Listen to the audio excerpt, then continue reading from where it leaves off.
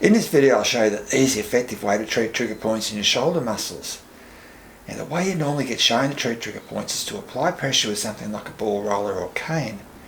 Now if you've had anything to do with these before, you'll know that those techniques are painful.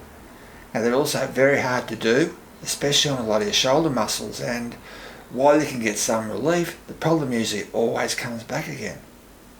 Now what I'll do instead, show you a much easier and more effective way. That's using a genuine vibration massager. Now I'll demonstrate on my forearm muscle so it's easy to see. Now the way you normally get shown to treat a trigger point is to find the lump, then press on it until the pain fades or the muscle relaxes.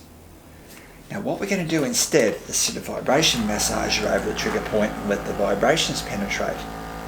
Now this has some huge advantages, and the most important is that it's highly effective. As this diagram shows, when the therapeutic vibrations penetrate, they're scientifically proven to do all the main things needed to treat a trigger point. Also, if you know anything about vibrations, you'll understand that they penetrate much better than pressing in. That's why ultrasound, which is sound vibrations, can go right through your body. Now this means that the vibrations can easily penetrate deeply to get to the hard to get at trigger points. And as you'll see, get to the really important shoulder muscles that are tucked in places pressure techniques can never get to. Now obviously without the pressure there's usually no pain, no risk of causing damage, and no risk of pressing on something sensitive like a nerve or a blood vessel. Now that's pretty important because in my 27 years as a chiropractor I saw a lot of people hurt themselves using pressure techniques. Now lastly, using a vibration massager is so much easier. Now the way I'll show you how to do your shoulders is to first go over the basic techniques. Then once you got that, I'll show you each of the muscles. Then I'll finish with a few hints to help you stay safe and get the best results. Now just before that, a couple of bits of housekeeping. Now the first is you'll hear people talk about trigger point therapy, trigger point release, and treating trigger points. Now they're all practically the same thing, so the terms get used interchangeably.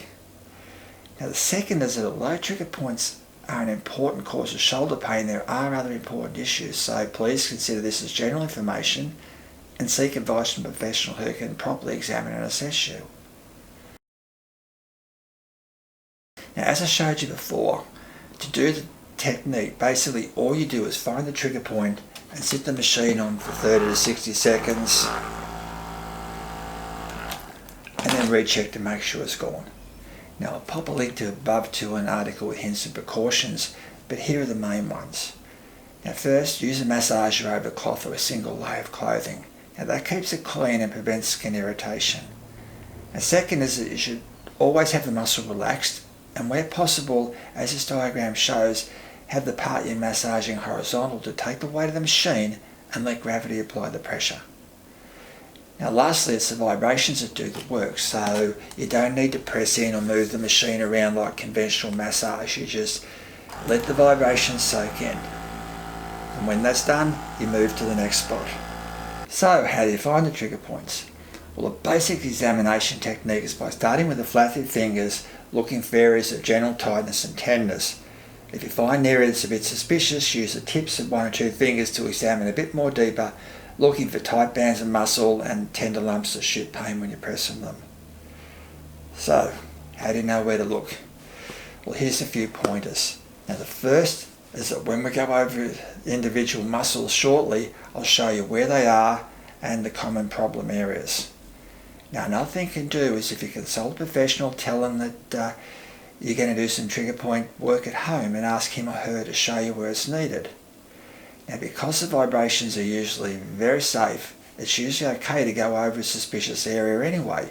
Now even if the trigger points are well gone, you usually won't do any harm, and as long as you get the right areas, you don't need to find the trigger points anyway.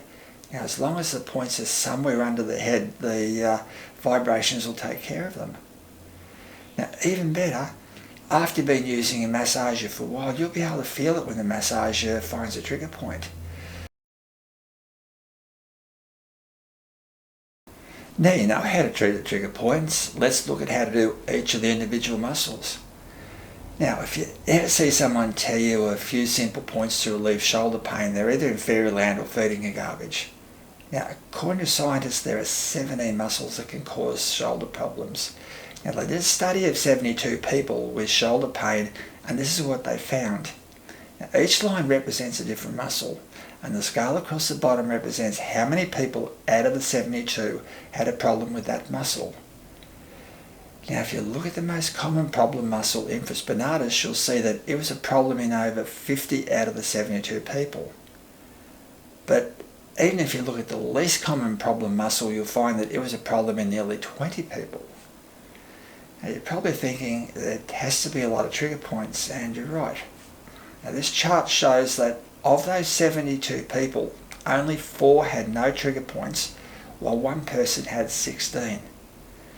Now, the good news is that when those same scientists treated the trigger points, it made a huge improvement. So, if we're going to help your shoulder muscles, we've got some work to do. Now, to make it easy for you, we've grouped some of the muscles together, plus we've got a list of the times so they're easy to find. For the first demonstration, we'll group 3 of the most important muscles together: infraspinatus, teres minor and teres major. Now, as this diagram shows, they're at the back of your shoulder blade. And these diagrams show where the common trigger points are. Now, the X's are the trigger points, and the red is where they usually shoot pain to. Now, you can reach around and find the trigger points, but it can be a bit of a stretch. Now, looking back at the chart of what the scientists found, most people with shoulder pain will have a problem here, so I just apply the massager and let it find the tight spots and the trigger points. Now, when you massage these muscles, it's good to put your arm up like this, so the muscles here are easy to access. Now, you can do it sitting, but I prefer laying on my side while looking slightly forward, and that gets the part horizontal. Now, the big part of the back of your shoulder blade is the infraspinatus, but if you come forward towards the edge of your shoulder blade, you'll find the other 2 muscles. Now, just work this area systematically, and if you find part that's a bit tight or a bit tender, just leave the machine on and give it a good soak with vibrations. Now, while we're in this position, we can easily do our triceps muscle. Now, as this pic shows, this goes in the back of your arm from your shoulder to your elbow. So, once you finish the back of the muscles at your shoulder blade, you can just gradually work up the back of your arm towards your elbow. Again, I'm not bothering with a pre-examination of the muscle. If I feel a massager finds a bit that's a bit tight or tender, leave the vibrations on to soak for a bit. Now, the next ones we'll do are the upper trapezius muscle and supraspinatus.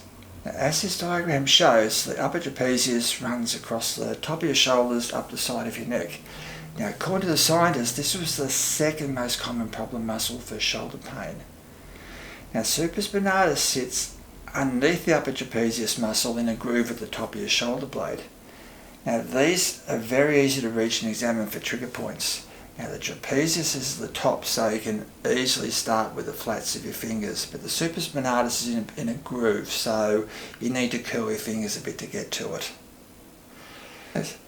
Now, I massage these sitting up, holding the massager with the opposite hand so the muscles I'm massaging are relaxed. Now, if I sit straight up, you see the muscles on a slope, so I need to grip the massager so it doesn't slide off. But if I lean across and slightly forward, it makes the part a lot more horizontal, so it's a lot easier to hold. Now, what you can do now is move over the muscle systematically, giving anything you find a good soak. Now, when you're over the top of the supraspinatus, just remember that it's deep in a groove, so give it a good soak.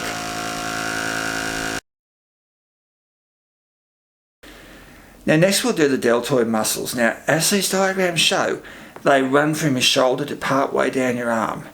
There's part in front, part at the side, and part at the back.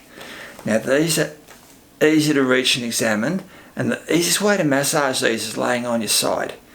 Now, you roll backwards a bit for the front part, on your side for the side part, and forward for the back part of the muscle. Now, again, work systematically and give anything you find a good soak. Now the next muscle we'll look at are the middle and lower parts of the trapezius muscle. Now as you can see, these are a big sheet of muscle across your back. Now the easiest way to massage these is to lean forward, supporting yourself with your elbow, and just systematically cover the whole part of your muscle.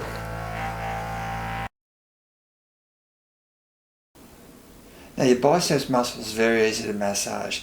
It sits at the front of your arm, running from your shoulder to your elbow, so it's very easy to reach and examine. Now to massage the muscle, I just have the massager in the palm of my hand and go over the muscle systematically.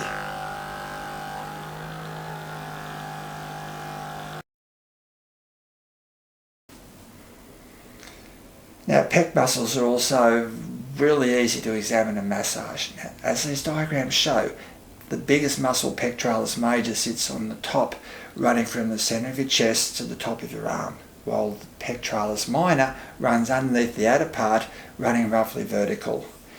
Now you can do these lying on your back to use gravity, but I like to just grip the machine like this and apply the massage.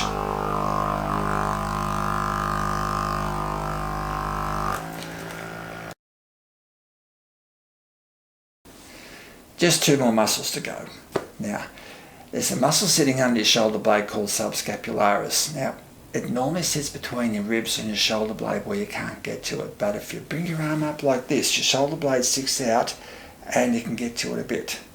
Now, with every other muscle, I've used the flat head on the massage to get the best vibration transfer, but because this one is hard to get, I'm going to use the domed attachment.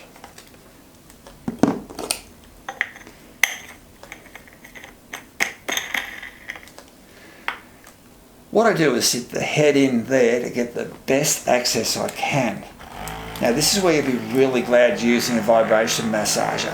Now you'll never be able to poke your fingers or thumbs in far enough to get effective massage to this muscle, but the vibrations will soak in. Now that said, it's difficult and there are a lot of sensitive structures there, so I definitely recommend getting a professional to show you to make sure you're doing it correctly. Now the last muscles are the scalenes that run deep along the side of your neck. Now scientists have found that these were the least important of the 17 muscles, which is a good thing because I don't want yourself massaging them. They sit on top of sharp pointed parts of your spine, right next to some major nerves and blood vessels. Now leave these ones to the professionals.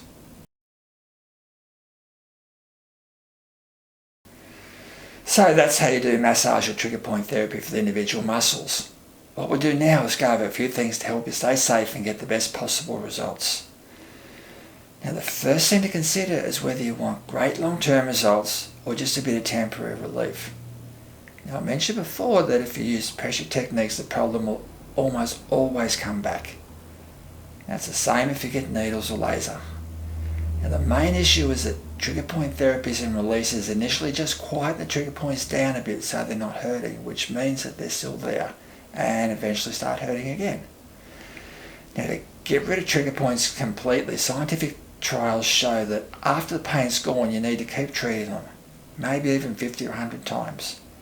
Now if you're using a professional with needles or lasers, now once the pain's gone, I doubt you're going to make another 50 or 100 more appointments. Now I also strongly doubt that you're going to be very excited about another 50 or 100 sessions of self-inflicted pressure techniques either. Now the practicality of that is that there's virtually no chance needles, lasers or pressure techniques will ever get rid of your problem. Now that's a big advantage of these. Now once the pain's gone, you can easily keep doing it every day till the trigger points are gone. Then maybe once a week or once a month to keep them from coming back. Now the next thing you need to do is avoid percussion massages or massage guns and the techniques their advocates show you. Now I'll share with you why.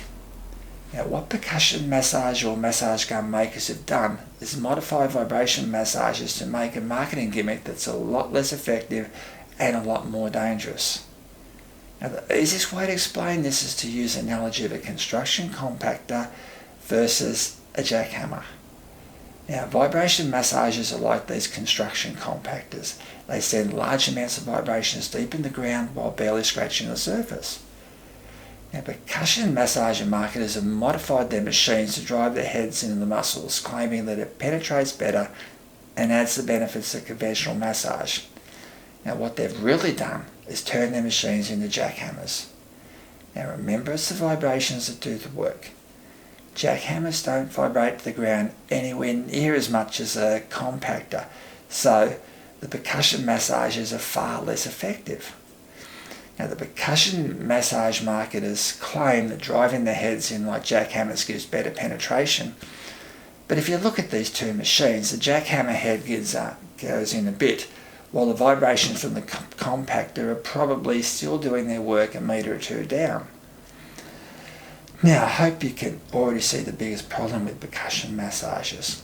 Now, you can sit the vibration massager like this on yourself, and it's usually very safe. Now, on the other hand, if you have a percussion massager driving its head in the muscle, you can do all sorts of damage, or worse still, hit something like a nerve or a blood vessel. So, that's the machines themselves. I also said percussion massager techniques. Now, these are power tools, and just like most power tools, they work best if you just let them do the job. Now, you just sit the machine on and let the vibrations penetrate. Now, if you try and move it around like conventional massage, you're not letting the vibrations soak in, so it'll be a lot less effective. However, the marketing gimmick of percussion massages is that they combine conventional massage with vibration, so that's exactly what they tell you to do. Now, percussion massages are very poor at delivering therapeutic vibrations anyway, so it probably doesn't matter with them. But I don't want to see you following their recommendations with a decent vibration massager. So, how do you find a decent massager? Now, I'll link an article above with full details, but they're not that common though. Now, most of the massagers on the market are either ineffective consumer massages, massage guns, or both. Now, that's why a while back, to get something decent for our patients, we built our own, which are the machines I've used here. Now, this is our general purpose massager. We've had them for over a decade, and they're widely used and recommended by professionals across a number of countries. They're very solid and reliable. Now, the business end delivers strong therapeutic vibrations, and they have an ergonomically designed handle so you can easily use it anywhere on your body. Now, they do a fantastic job, but they're limited to what's under the head, which is why we built our quad massagers. As you can see, they've got 4 heads, so you can do a larger area at a time. Now, I'll pop a link above to more info about how to get one. If you have any questions or comments, please email them or leave them in the comments. Hey, thanks very much for watching. It's been most appreciated.